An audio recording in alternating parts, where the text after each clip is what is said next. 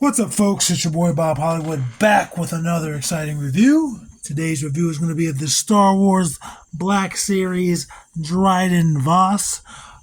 Dryden Voss, of course, is portrayed by the actor Paul Bettany.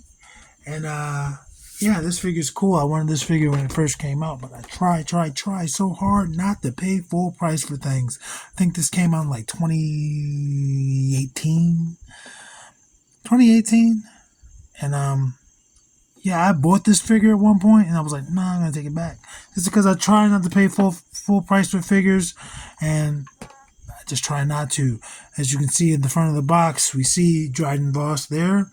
We see his artwork, Black Series. On the left, it just says number 79.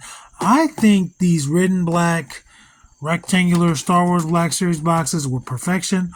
On the right, there's Dryden Voss and little. And on the top, you can see it. But yeah, I guess, and it makes sense. They wanted to rebrand. But yeah, these, they fit. You can fit a million of them next to each other, on top of each other. It's all uniform, and you don't get that with anything else, really.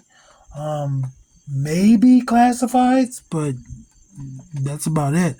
Okay, on the back, you see the number 79. We got a bio for Dryden Voss. It says, the public face of the Crimson Dawn crime syndicate. Dryden Voss is a contradiction, a pitiless enforcer known as a gangster of wealth and taste. His good manners shouldn't be mistaken for weakness, though. He can change from generous host to ruthless killer in a moment. If we move down, we get some legalese. And at the very bottom of the box, we're going to get more of that legalese as well as a barcode. So yeah, I thought Dryden Voss is pretty cool. Obviously, he's from the movie Solo. I'll be right back. I'm going to bust him out of this plastic prison.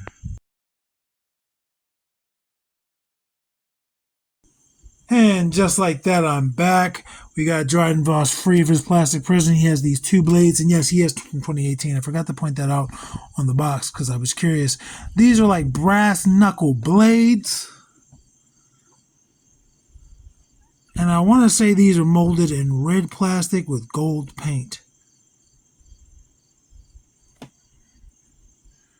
it looks like there's some bleed there. And if it's not intentional, it looks badass that way. Because it just gives the blade some extra character. I think it's intentional, though. And these just go right on his hand. The knuckle part is going to go outside of the grip. And as far as I know, because his hands aren't like, it doesn't matter which way he holds it. It's not an upside down. It can't be upside down, if that makes sense. I mean, if you want, you can have one facing one sharp blade out at the top, one sharp blade out at the bottom. But he holds them no problem. Now, I believe this figure reacts to cold. I believe his face, these scars will light up or diminish depending. But I don't know. You can see he's got like a big old staple in his forehead, it looks like. So he's not quite human. But obviously he looks like a human because he's played by Paul Bettany and he looks just like a man with scars on his face.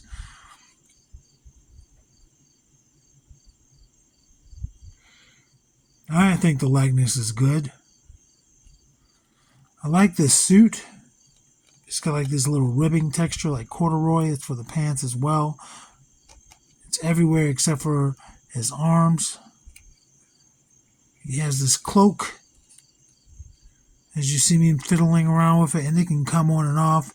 I'll take a good look at it. It's like a half cape. Like on this side, it looks like a jacket.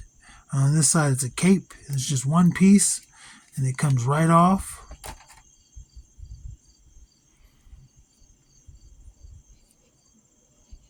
And his arms don't look horrible without it. Sometimes you take like a vest off of a figure and then their arms are a different color. He doesn't necessarily have that problem. He has like a turtleneck, like a gray turtleneck. He is living in the future. And then some sort of stuff going on down here. I don't know. I don't know what's up with him. He's got like a bracelet on his right wrist and a ring on his right hand. Nothing on his left hand. But yeah, he's got these corduroy type pants. And then just regular black dress shoes that are shiny.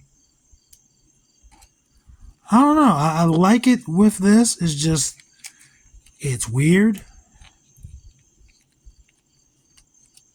It does fit better that way. It's very, I don't know, very runway. Let's go over his articulation. His head's going to start there. It looks down that much. It is not on a hinge. It is just on a peg. It looks up that much.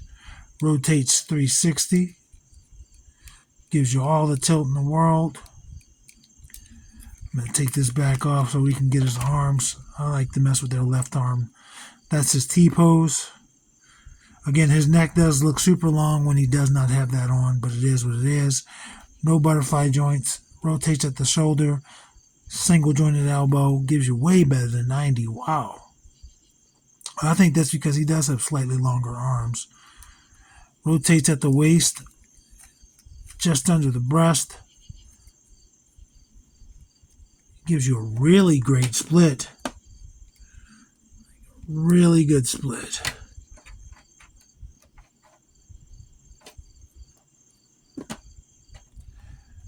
But will he balance himself? It doesn't seem like he wants to.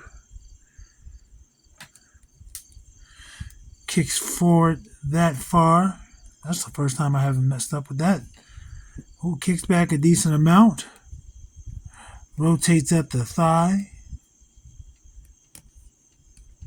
Double jointed knee. Kicks his own butt, or really his lower back. Can't even reach his butt. He's way higher. And again, he does have longer limbs than most Star Wars figures, it seems. And there's nothing. There's no boot cut.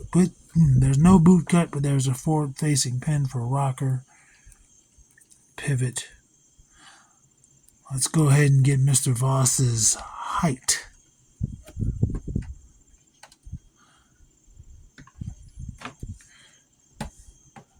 He is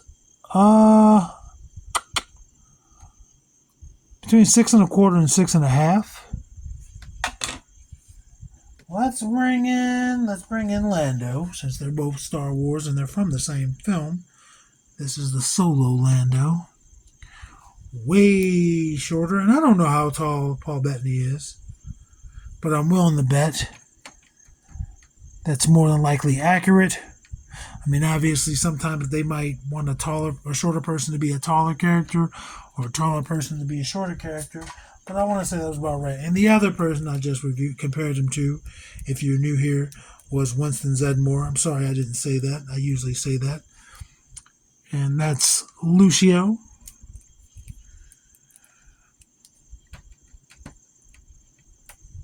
And that is John Jones. Oh boy.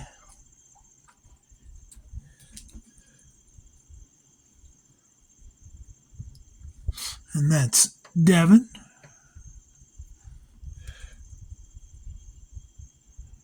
And that's Eric Killmonger.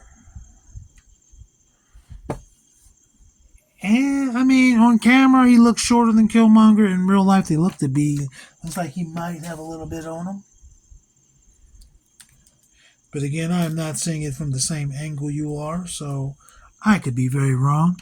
There's Vixen. There's no doubt that she is taller than him. And there's Andra, who is also... Actually, Andra's shorter, not including her hair. And for our final comparisons, we have Titus O'Neil and Roadblock. And he's shorter than both of them. I'm happy to have this Dryden Voss figure finally. Again, I bought him at the Maryland Toy Expo in June. A lot of the figures we're reviewing this month, I bought then, or not a lot, but at least one other. But yeah, action figures speak louder than words.